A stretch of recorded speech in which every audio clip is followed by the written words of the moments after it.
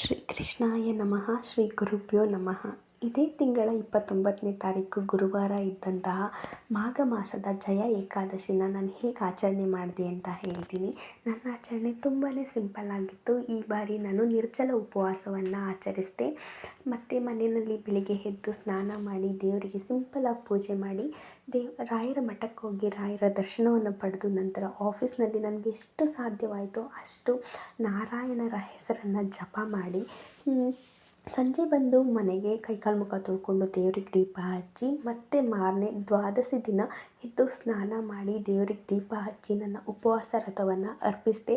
ಅದಾದ ನಂತರ ಸೂರ್ಯನಾರಾಯಣರಿಗೆ ಅರ್ಘ್ಯವನ್ನು ಕೊಟ್ಟು ದೇವರ ಮುಂದೆ ಇಟ್ಟಂತಹ ತುಳಸಿ ನೀರನ್ನು ನಾನು ತೆಗೆದುಕೊಂಡು ನನ್ನ ಉಪವಾಸ ವ್ರತವನ್ನು ಮುರಿದೆ.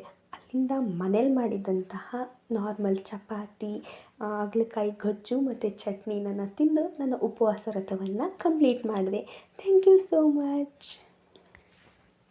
ಶುಭ ದಿನ. ನೆಕ್ಸ್ಟ್ ವಿಡಿಯೋದಲ್ಲಿ ನಾನು ಏಕಾದಶಿ ವ್ರತವನ್ನು ಹೇಗೆ ಮಾಡಬೇಕು, ಏಕೆ ಮಾಡಬೇಕು ಅನ್ನೋದನ್ನ ತಿಳಿಸ್ಕೊಡ್ತೀನಿ. ಅಲ್ಲಿವರೆಗೂ ಕಾಯ್ತಾ ಇರಿ. ಶುಭ ದಿನ, ಶುಭ